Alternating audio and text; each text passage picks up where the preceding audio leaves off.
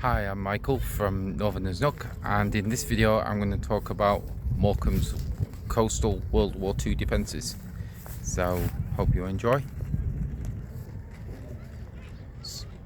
Today, Morecambe is a peaceful seaside resort, but during the Second World War this town played a very different role. Hotels, entertainment venues, railways and coastal positions all became connected to Britain's war effort. During the war, Morecambe looked very different. Military personnel, official notices, blackout restrictions, and signs of wartime life became part of everyday life. Many of the wartime structures that once existed have disappeared, but the evidence is still there if you know where to look. In this video, I'll explore the wartime story of Morecambe, from the building that took over for military use to the surviving pillboxes that still remain here. So our first stop is the Winter Gardens, big building over there. Before the war, this was one of Morecambe's major entertainment venues, welcoming visitors with music and performances of the time. But wartime changed the role of many of these public buildings. Large venues like this could be used for military activities, gatherings and events connected with the war effort. The area behind that building is now a car park, and it would have looked very different in the 1940s. The space was used for military gatherings, including troop assemblies and parades. The events were not about just organising troops, they also helped maintain morale, giving civilians a visible reminder that the war effort was active and organised. So just along from the Winter Gardens, where we've just been, was another important part of Morecambe and its wartime story, and that was the railway. In peacetime, the railway brought holiday makers to this resort. During those wartime days and the era, those same lines helped move troops, equipment and supplies.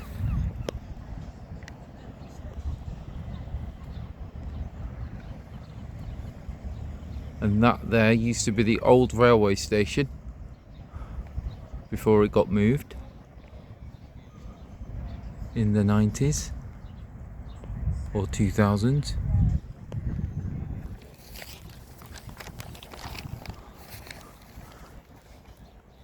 The railway connected Morecambe with the wider network towards Lancaster, Hestbank and Carnforth, making transport routes an important part of the area's defence. So across from here is the Midland. So it was Morecambe's most famous landmark, the Midland Hotel.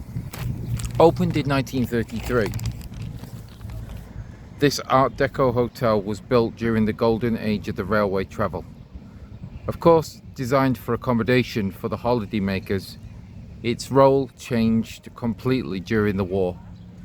The hotel was requisitioned for RAF use and became, amongst many things, an RAF hospital.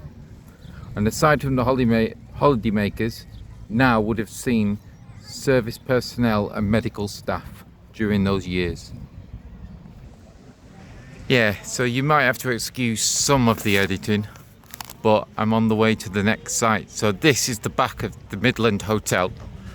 So yeah, it went through a massive rebuild and refurb in decades ago, and now it holds a One Rosette restaurant. There we have Lidl, and Morrison's round the side, and then the new train line is there. So on our next part, we're going to go further down to another building that was used during the war. And this was the front of the railway station that everyone would have seen. And yeah. And then further down from there, we have the Clarendon Hotel just on that corner. So during the war, this hotel also became connected with the RAF presence.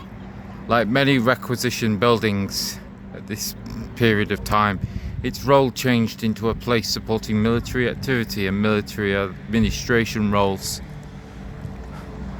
This town colloquially became, with all the government military presence, known as the Whitehall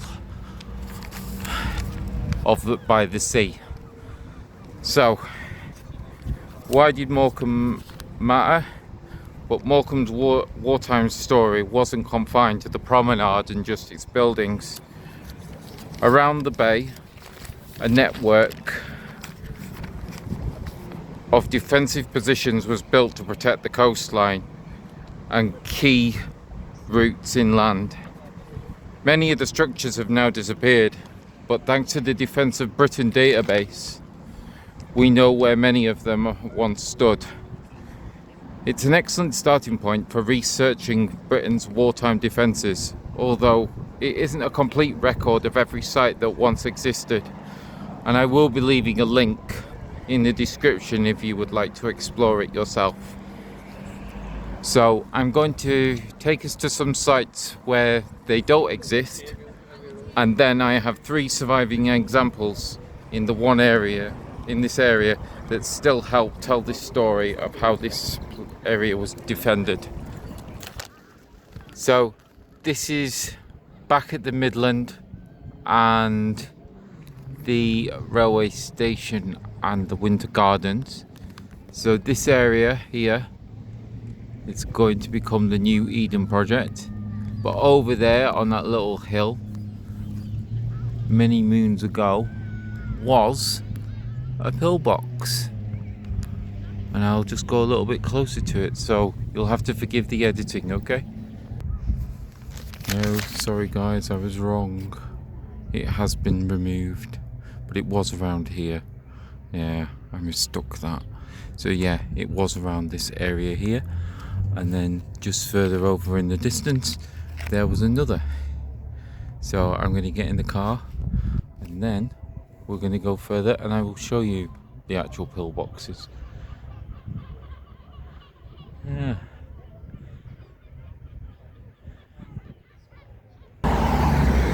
Right, now I've unpaused and now I'm in Hesbank. So using records such as the EDOB, which is the app, or the Defence of Britain database as it's known, we can see how these sites were positioned across the landscape. Our first surviving one is here in Hesbank. This pillbox is interesting because it's not directly on the coast, and today it's tucked away beside this road. And 80 years ago the landscape would have looked very different. Its position allowed defenders to watch and protect an important approach into this area. So that mound over there we are, and you can see the loophole right through it.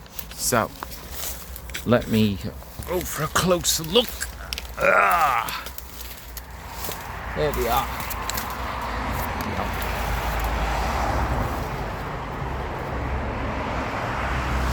Leading away.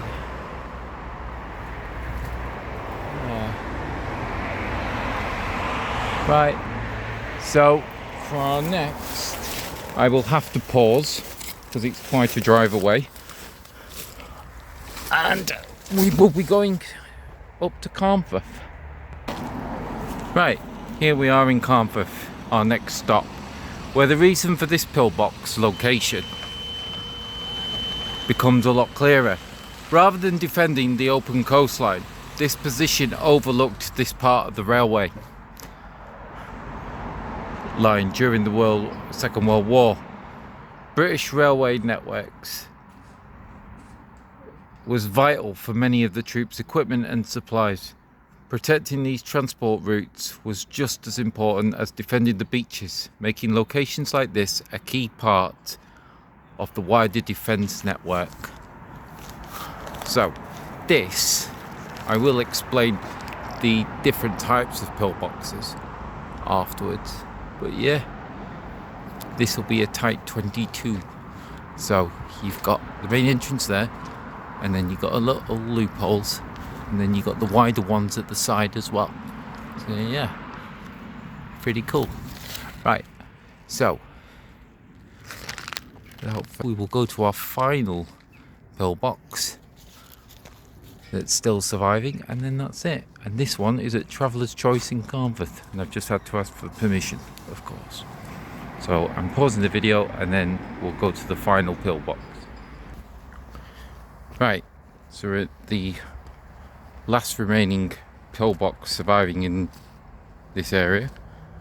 Right, so basically the Type 22, the pillbox designs, the Type 22s were one of the most common pillbox designs built across Britain. Then there was a Type 24, and this was another common design with a different layout and wider fields of fire. The openings in the walls are all called loopholes. These allow the defenders to use weapons while remaining protected behind concrete. The design also reduced the danger from enemy fire entering the structure, and some pillboxes included anti-ricochet features. So inside, this was to help prevent the bullets from bouncing around in such a confined space and hitting them. So, just over there. And this is a place in Carnforth which I've included in Morecambe Bay, because there's not a lot in Carnforth, to be fair, World War II wise, so I've included it, and it's part of Lancashire. Otherwise I would have included it in Cumbria. So here we are in Cemetery Woods. Right.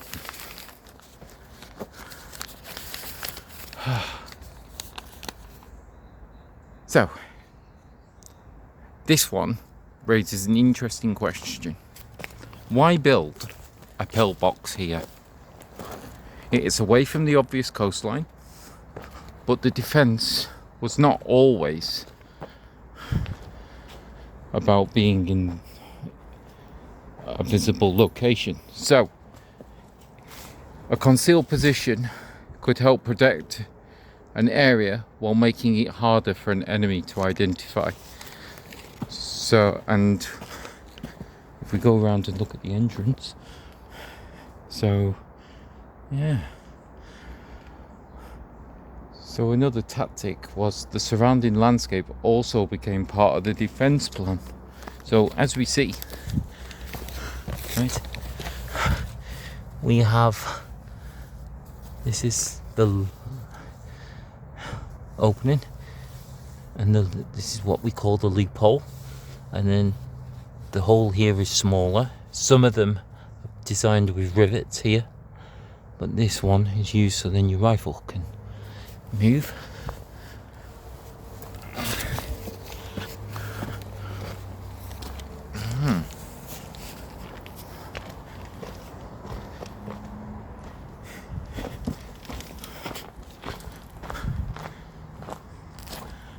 Alright, let's go inside.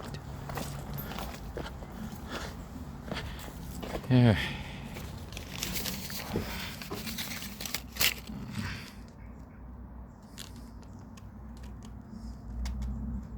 Yeah, so what I'm talking, this here holds, would have been a ricochet area thing, I think, perhaps. Yeah. And it would have probably been a lot bigger. So, yeah. It's quite cool, isn't it? To be fair. Right. So, the surviving pillboxes are only part of this wartime story of Morecambe Bay.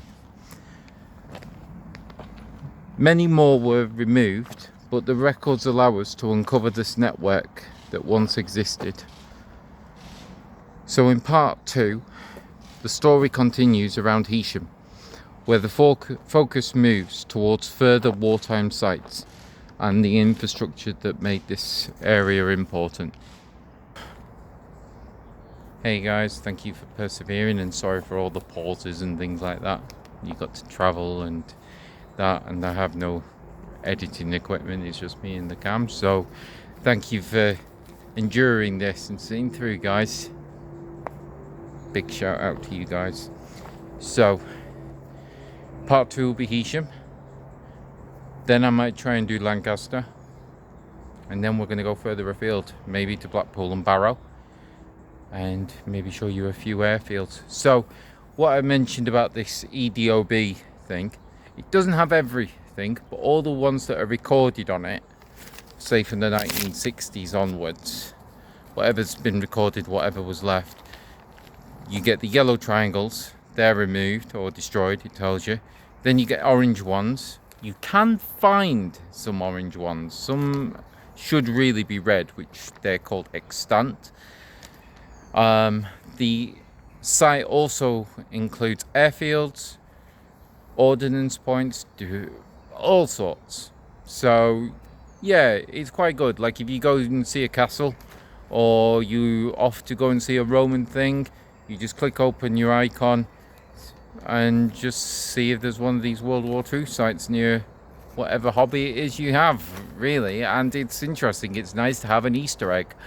It's, imagine if it was like if life was like GTA and you got a little Eki man and a little ping, you've completed 10 of these or 20 of these or 100 of these. Yeah, wouldn't that be amazing? But I digress from being in a fantasy world. I haven't been doing a few videos because I've been trying to sort stuff out. My job has tired me out. I'm changing my job, so yeah, plenty of rest and relaxation. I've just been focusing on taking pictures for TikTok and my castles and my Roman and my World War II stuff. So whatever audience I have on Tik, and if you follow me on here, thank you. If you're following me in general, cheers again. And yeah, hope to anyone new, just like and subscribe, it helps the channel and the algorithm. And yeah, thanks for watching me and my passion. See you later, guys. Thank you. Bye.